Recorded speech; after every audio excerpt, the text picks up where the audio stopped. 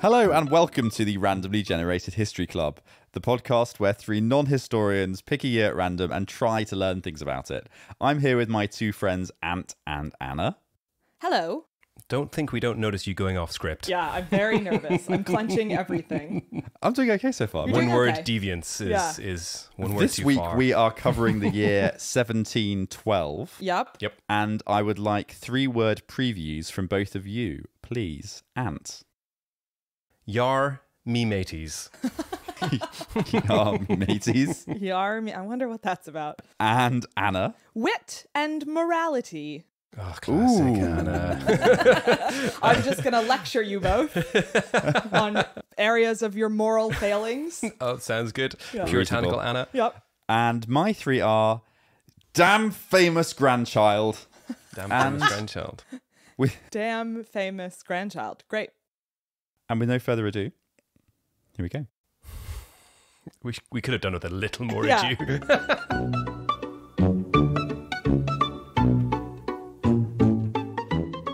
Okay, so this week I'm going to talk about Ludwig von Beethoven, Ah, But- what? Okay.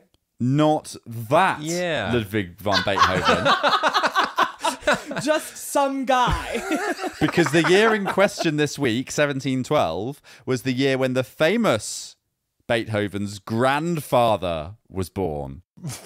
And he was Jesus. also called Ludwig, and he was also in the music business. All right. But he had a damn famous grandchild. He sure Yeah, he did. did. Who outshone him. Yeah, he made the mistake of having a grandchild who was a total genius and was far more famous. And so this segment is dedicated to him. This is why I'm going to refuse my grandchildren any education.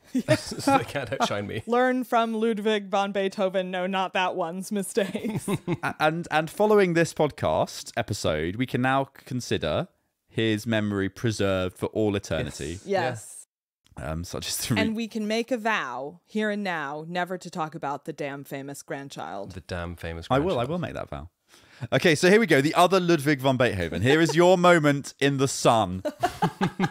Okay, so Beethoven's loser grandfather was born on January the 5th, 1712, and went on to become a professional singer and music director. Oh. And a funny thing about the loser grandfather, just to confuse things even more, is that in addition to sometimes being confused with his grandson, there were in fact 2 Ludwig von Beethovens born in 1712. Are you serious? I'm totally serious. One in Mechelen in modern day Belgium and the other in Antwerp.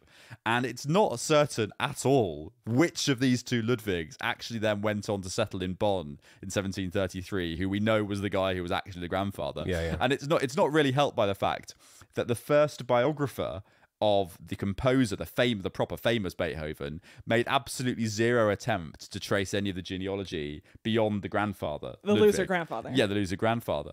And so the Ludwig von Beethoven from Mechelen is generally assumed to be the grandfather. Okay. But it's basically, as far as I can tell, it's really just because it kind of suits everyone to pick one of them and go with it. Yeah. And okay, so this gotcha. is the one everyone's gone That with. is amazing. And there's really no evidence to suggest whether it was one or the other. Anyway, so he is the second. So he was the second son. This is the story of the one from Mechelen, Okay. because it suits everyone to say that it was this one. So he was the second son of a master baker from Mechelen called. You're a Michael. master baker, aren't you? I am You not a masturbate a lot.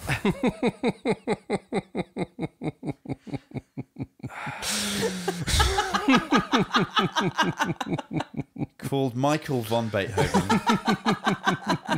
And his dad Michael von Beethoven, besides being in the bakery trade, Yep. also participated in the local real estate market. Oh, wow. Okay. And he also traded in antique furniture and paintings. Oh. And we're nearing the end now of the biography. And just the age of 6, Ludwig von Beethoven's loser grandfather was described as having a beautiful voice. Okay. And so he was granted admission to the choir boys seminar of the local cathedral, effectively becoming a choir boy, basically. When he was about 5 or 6. And then we'll jump forward now a bit. So 1725, he then began his studies under the chief organist of another cathedral. And then we've got no records of what happened until 1727. Good. And then basically he bounces around some different choirs. So that's his amazing, incredible life story. So what a journey, huh? This is I'm riveted. What a journey. So good. I would say this is the shallowest depth we've achieved in terms of a life story. But we've got to. Someone somewhere has to tell the story of this guy. I know, and I love that it's you. So he died from a stroke in 1773 in Bonn, leaving a bunch of debts to his son, and that is the end of someone who has a 50% chance of being Beethoven's grandfather. You heard it here first. Well, at least it was mercifully short. Yeah. What was the loser grandfather's son named? J, began with J. Good. J. Beethoven. J. Beethoven. J. Beethoven. Exactly, yeah, exactly, Good. yeah. Yep. Any further questions? Are there? It's where Mr. Z got his inspiration for his name from. That's right. Oh, nice. I don't have any questions. I think I've really covered it, haven't I? You've covered it in astonishing amount of detail. What did he bake? What kind of things would he bake? The master baker? Yeah. He baked mostly gingerbread. Gingerbread women. Gingerbread women. Oh, progressive. Very progressive. Very progressive. He was. It's very hard to gender a gingerbread person, right? And yet we've been doing it for a long time I know. as a society. Yeah. I'm glad we're shining a light on this at last. Exactly. Yeah. Finally, we're holding a mirror up to the gingerbread people. Women. Yeah. And also entire gingerbread castles. Yeah. Sure. Good. Defended by gingerbread women soldiers. Oh, wow. Yeah. Incredibly progressive. Yeah, all right. Okay, moving on. I can't believe there's not been more written about him. For somebody who's so ahead of his time on gender roles. Oh, we need to take this out the back and shoot it, right? Okay.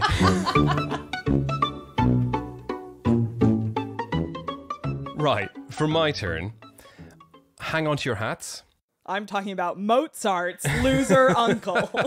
Not quite, but there is dubious accounts of history ahoy. We're going to talk about a very famous man, perhaps the most famous man in his oeuvre. Okay. This is, of course, Blackbeard, the pirate. Oh, wow. Nice. Hence, Yarmy Mateys. Yes. Blackbeard, right, whose real name was Edward Teach or Thatch, was a notorious English pirate who operated during the early 18th century. While we don't know too much about his early life, it's kind of shrouded in mystery. It's believed he was born about 1680-ish in Bristol, in England. Oh. Were there actually two Blackbeards? And we're assuming that the pirate... Well, there might be. We'll come on to that. Oh. So, from being from Bristol, he probably has a Bristolian accent, which I won't do, unfortunately. But I do suggest to the listeners who don't know what it is to look it up on YouTube. It's quite a treat, and I don't think it's that menacing an accent, really. Okay. But you think kind of like Hobbitish-ish, Okay. kind of esque. But it's a lovely accent. I'm not poo-pooing it, but just as a, as a dread pirate, it's it's like you're not going to be threatened by Samwise Gamgee. Yeah, exactly. Yeah. Yeah. Blackbeard, he began his seafaring career as a privateer, so working for the forces of good, during the War of Spanish Succession. And after the war, though, he transitioned to just outright plain, regular old piracy. It's interesting how people often reach a point in their life and do transition to evil, isn't it? When did you reach your point? For some people, it's earlier than others. Yeah. You really bloomed. So he associated himself with other infamous pirates at the time. There's like a motley crew of them. And he became crew on their various pirate ships, learning the trade. One significant association was when he was taken under the wing and apprenticed to the dread pirate Benjamin Hornigold. That was his name. He wasn't, unless that he liked gold a lot. But he went on to give Blackbeard command of his own ship, and he had his own crew, and then Blackbeard's reputation grew and grew as he developed his fearsome image. He had this thick black beard, and during battle, what he would do is he put slow burning fuses in them and light them, so it would smoke and spark in his beard. That is cool and dangerous. Yes, it was terrifying, and it was really against any of the best practices of health and safety in the workplace, I would imagine. Yeah. But he wasn't just a swashbuckling ne'er-do-well. He also had a softer side. He allegedly had multiple wives, or consorts, or oppressed women. Apparently marrying a woman named Mary Ormond is the one that we do know about, who was his 14th wife. And Blackbeard, quote, offered her as a gift to the crew. So that I like less. Yes, but it's also important to note here that there was a lot of news traveling by letters. There was a lot of propaganda. You know, a lot of these things written about pirates were probably not true. Just to drum up like this anti-pirate sentiment. They're slandering They're him. completely slandering his good name. So he probably just had one wife and was very faithful and loyal and just a lovely guy. Yeah. I bet that's right. Definitely. History has shown us that most men make good choices. So you're pro Blackbeard, right? I'm pretty pro Blackbeard, I think, at this rate. As such, there are accounts of Blackbeard's pirate career marked with plundering, intimidation, and just these audacious acts of dashing, piracy. Just regular piracy stuff. Yeah, just your bog standard pirate. He was downloading DVDs, the rest of it. You wouldn't steal a car. He roamed the waters of the West Indies and the eastern coast of the American colonies, targeted merchant ships and spreading fear amongst the victims.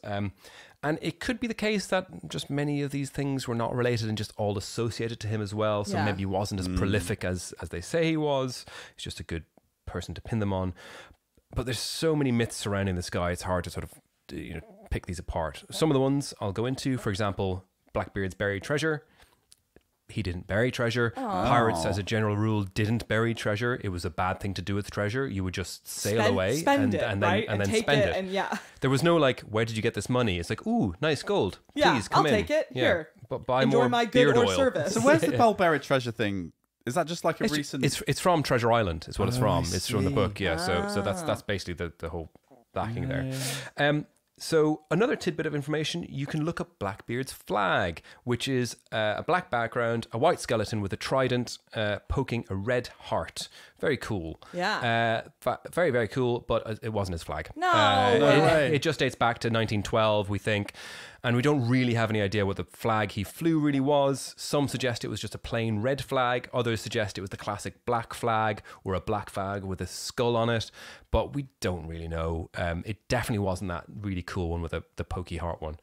Anyway, everything is feeling so debunked. Yes, it is. So 1712, the height of his power, he was really just giving it what for.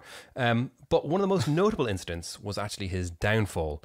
Blackbeard in 1718 was aboard his ship Queen Anne's Revenge, which was originally a French slave ship named La Concorde. But Blackbeard captured it and renamed it to be his flagship. Queen Anne's Revenge was this large frigate armed with 40 guns.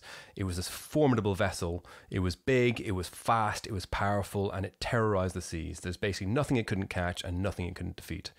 Now, it's important to note that there was a small little flotilla of like ships. It wasn't just the one-on-one. It was, oftentimes a lot of them working in concert. Like a little pirate navy. Yeah, exactly. So in November 1718, Lieutenant Robert Maynard, a British naval officer stationed in Virginia, was assigned the task of capturing or killing Blackbeard. Ooh.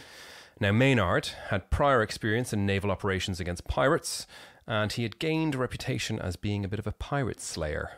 Okay, sidebar. That's a very cool nickname. Pretty cool.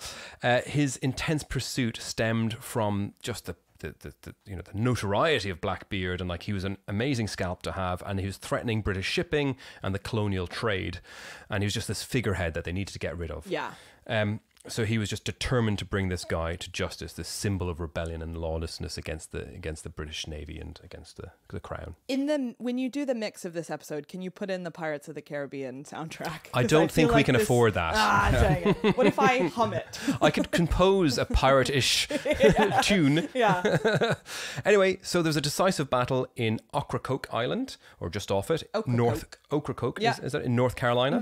Mm-hmm. Maynard and his small contingent of men engaged Blackbeard and his crew. So there's 3 ships involved in this. Maynard's being the what's it called? Sorry, Flagship. His flagship, which was called Pirate Slayer. The Napster.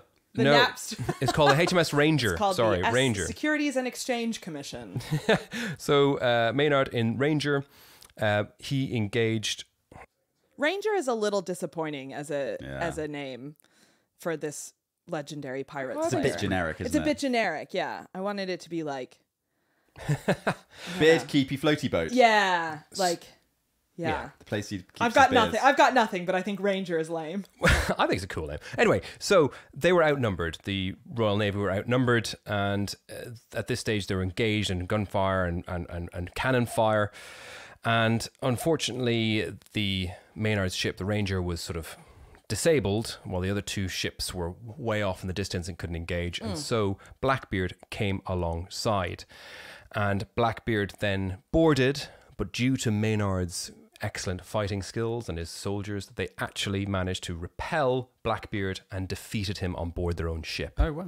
Just in time for the two Royal Navy ships to come alongside and be like, Yeah. oh, we did Like, it. Yeah, It's like- yes, good. All of us. Good job. So, and apparently he sustained multiple gunshot wounds and sword blows before finally succumbing to the attack. Yeah, you can't really come back from that. Or maybe he didn't. Like, a lot of this is not known. So, because what happened was after this, the reports came back by letters. Various people wrote letters, and it took some time to come back to the UK, and were published in sometimes, I think, in April. And there's slightly different accounts. Some say he was beheaded and hung on front of the Maynard ship. Some say he was brought to shore and hanged. I have actually an excerpt here from the Boston Newsletter. I thought you had called in an expert. I was like, that's way more effort than we deserve. So about the retelling of the event, and I can tell it to you, and it's quite nice. I like it. Teach called to Lieutenant Maynard and told him he was for King George, desiring him to hoist out his boat and come aboard. Maynard replied that he designed to come aboard with his sloop as soon as he could. And Teach, understanding his design, told him that he wanted him to let him alone. He would not meddle with him then. Maynard answered that it was him he wanted and that he would have him dead or alive, else it would cost him his life. Whereupon Teach called for a glass of wine and swore damnation to himself if either took or gave quarter. That's pretty good. So It's also funny just to think about these two dudes shouting at each other from the decks of their ships. Yeah. Like, you shall not come aboard. I shall come aboard. No, you shall not come aboard. Yeah. I'm assuming they're shooting at each other at this point. yeah, probably. Yeah, but this goes to show, like, I'm trying to. So hang on. So Maynard's ship's been disabled. this Teach comes alongside. And then he starts to say all this stuff to him. I think it's before the fighting happened, where he's like, "Oh, they're I'm in- for King George. You don't need to come aboard, or I do see. come aboard, and we'll be mates." Yeah. When he's going to okay. stabby him. So I think there was a Gotcha. little bit of back and forth, whatever. Nice. But it just goes to show the sort of exuberance of writing about this as a dashing, daring adventure, and so really hamming up the prose and this kind of stuff. Yeah. Did any of it happen in that way? It was probably quite a bloody and tragic sort of coming together. Yeah. History, man. Yeah, history, man. Exactly. One of the fascinating tales from this, Maynard spared the life of one of the pirates who was actually there as a trader, just coming along to say hi to his mate, because Blackbeard apparently had a plot to blow up the ship if they were overpowered. And so this pirate actually wrestled the flame from the would-be arsonist as he was on his route to the magazine, and so was spared. I've got another excerpt from another paper about the actual battle itself, the hand-to-hand combat, which is really good. Okay. Maynard and Teach themselves too begun the fight with their swords. Maynard making a thrust, the point of his sword against Teach's cartridge box and bending it to the hilt. Teach broke the guard of it and wounded Maynard's finger, but did not disable him. Whereupon he jumped back and threw away his sword and fired his pistol, which wounded Teach. Demelt, whoever that is, That guy. Oh, yeah. struck in between them with his sword and cut Teach's face pretty much. Yep, says pretty much. Okay. Also, I mean, why did you? If I was going to go and attack someone with a sword, I would use the pistol first. Yeah. You know? Yeah, Like, well, it's almost like he starts the sword fight, then he's like, oh yeah, I've got a pistol in my pocket. Yeah. I should just do that. Yeah. Yeah. Oh, but then he cut my face pretty much, so. There's a really good quote here for the next bit. One of Maynard's men, being a Scottish Highlander, engaged Teach with his broadsword, who gave Teach a cut on the neck. Teach then said, "Well done, lad." The Highlander replied, "If it be not well done, I'll do it better." And with that, he gave him a second stroke, which cut off his head, laying it Jesus. flat on his shoulder. Wow. I reckon that didn't happen. Yeah, probably not. No, probably not. because like, it's a bit too pithy, isn't it? It's like, oh well, if you don't think I've done it well enough, try this on for size. No, In the but heat of the moment, it's like, I know you are, but what am I? Kind of, Yeah, is probably what happened. Everybody in this era is pithy. That's their whole thing. Yeah, This you is- think- as but- you'll see in my bit, it's just pith all over You're the watching a place. lot too much Bridgerton or something. Like that. Well, that's neither here nor there. Anyway, Maynard's successful mission against Blackbeard brought him a little bit of recognition and solidified his place in history, but not necessarily at the time. We'll come into that in a second. Blackbeard's head was put on a spike by the Virginian governor in a place now known as Blackbeard's Point. And apparently the skull was subsequently turned into a silver punch bowl, but that's been lost to time. God. Maynard, sadly, did not get compensated or even paid for this victory whatsoever. Wow. Because he disputed the prize money should be split with the other ships that were like just basically not involved in the battle. Yeah. They didn't fight, they didn't lose people, etc. Yeah. And he also was accused by those two ships of plundering some of the booty before they got there and pocketing about £90. So the prize money was about £400, so a lot of money in the days, and they apparently just siphoned off 90 quid before the ships got there. So therefore, he actually didn't do very well in his career. He was eventually promoted to commander in 1739, 21 years later. Wow. Yeah, and the captain the next year just by due course. But then he died in relative obscurity in Kent at the age of 66. Last thing to note, the HMS Ranger is still a ship, not the same ship. Oh, I was like, wow. But it's an Archer-class patrol and training vessel. Okay. Based in Portsmouth, whose crew still celebrate the defeat of Blackbeard every 22nd of November. Probably very sober event. Yeah, a sort of solemn memorial to Maynard. There you go. That is the story of Blackbeard and the golden age of piracy. That's very cool. Yeah, cool. All right. I am talking today about some characterful men of letters and the shenanigans they got up to. And I love this time period because it just feels like the quintessential sort of English arts and letters era. Men in powdered wigs sitting in coffee shops talking about, making witty commentary on society. And I find it all wonderful because I aspire to have that kind of life where I'm just called upon for my bon mot and then I can go back to doing nothing. We can powder your wig for you if you want. Yeah, thank you. I mean, it sort of is my life right now, but I very rarely wear a powdered wig. It's too hot. Too hot. Way too hot. So anyway, the two men in question today are named Sir Richard Steele and Joseph Addison. And in 1711, they founded a newspaper called The Spectator, which is not the same as The Spectator that exists today and is like a very conservative paper. Yep. But that Spectator did take its name from this original publication. And as an aside, Steele and Addison also started journals called Tatler and The Guardian. So all of their journals later had their names poached by... I've heard of Sir Richard Steele. Yeah, well, there's a pub called the Sir Richard Steele. We have been to the Sir Richard Steele. That's why. Yes, yeah, exactly. Meet me at Sir Richard Steele. Okay, it's not a historical context. It's a drinking context. Exactly. Okay, good. Which, when it comes to me, is probably the case. So he was Sir Richard Steele was famous enough to get a pub named after him, which is great. But The Spectator was a highly influential periodical that shaped British literary and cultural history.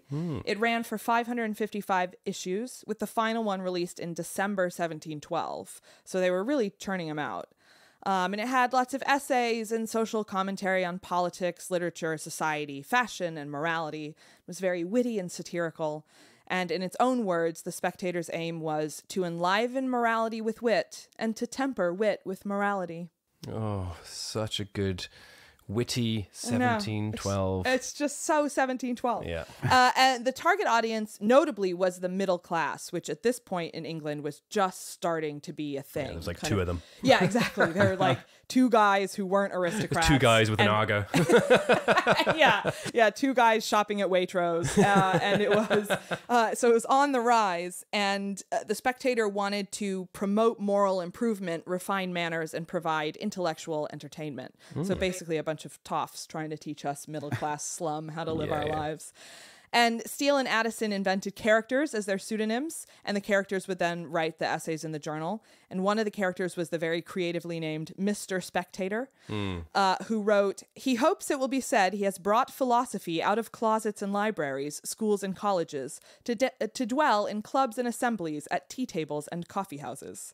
That's quite pretentious. I know, it really is. And it's like the kind of thing, so I went and I found some copies of it online, and it's the kind of thing where a bunch of words are capitalized and you can't really decide why, and it just feels very like, How wonderful. And another one of the characters was named Sir Roger de Coverley, who I genuinely think is the template upon which Will has based his life. So Sir Roger is depicted as an elderly, kind-hearted, and somewhat eccentric country gentleman. Sir Roger was known for traditional values, benevolence, and adherence to old-fashioned customs, and he's depicted as a man of honor and integrity, often expressing a desire to maintain order and tradition. I see. Yeah? Which of those things do you think is the same? Elderly. All but benevolence, I would say. And finally, Sir Roger was portrayed as being out of touch with certain aspects of modern life, which led to amusing and humorous situations. The paper had a real influence on the development of the essay as a literary form, and it also had a focus on promoting women's writing. And in Mr. Spectator's words, they wanted to increase the number of women who were of a more elevated life and conversation. It was also hugely popular in the colonies. James Madison, who would go on to be the 4th president of the U.S., read it avidly as a teenager. And Benjamin Franklin was also a reader, and he kind of aped the style later when he wrote his Silence Do-Good letters, which are real page-turners.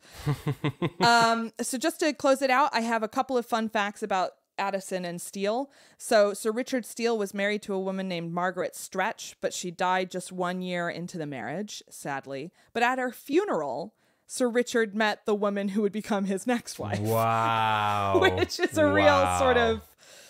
I don't know. Yeah. That's intense, man. It's intense. Hang on, who attended the funeral they hadn't met before? Yeah, I guess. Well, I mean, maybe he invited her intentionally. Oh, I see. But no, it said he met her there. So I guess maybe she was a friend. First date at a funeral Margaret's is... friend. Yeah, it's tough. Yeah. It's hard to pull off. But anyway, good for him. Eventually, he moved to Wales and died there. And in the year 2000, when they were restoring the church where he was buried, they found his skull in a lead casket. Okay, sorry, I was going to say not much has changed, but we live underwater. But never mind. Yeah, that's right. And Joseph Addison's father was named Lancelot Addison, which is awesome. And in 1712, Addison wrote his most famous play, which was called Cato, and was a huge favorite of George Washington, who apparently staged it for the troops at Valley Forge during the Revolutionary War. And lots of people think some of the most famous lines in American Revolutionary history derive from the play, like "Give me liberty or give me death" could have come from a line in the play, "It is not now time to talk of aught, but chains or conquest, liberty or death." As well as "I only regret that I have but one life to lose for my country," which is a pretty good line that was maybe totally cribbed from this play. Yeah. Addison's personal life was less successful. Quote, "His wife was arrogant and imperious. His stepson was an unfriendly rake." And there's an apocryphal story that when Addison was on his deathbed, he sent for his wastrel stepson to witness how a Christian man meets death. Wow. Which is intense. How does a Christian man meet death? I guess peacefully and prayerfully. Okay. And probably wittily. Yeah, probably wittily. Given these guys' sort of general vibe. So anyway, that's just a brief little glance into the lovely world of social commentary and witticisms and powdered wigs and lovely things happening. I don't know why, but I hate everyone in that story. Yeah. Something about it is just these so are not funny my 'cause people. I love them. They're my people. Yeah, all a bit I'm just not preachy, witty. isn't it? It is a bit. It's like, oh, we've come down from the heavens to give you philosophy. Yeah. You know, Yeah, serfs. and you'll fucking take it. I have only one philosophy: buy more Beanie Babies.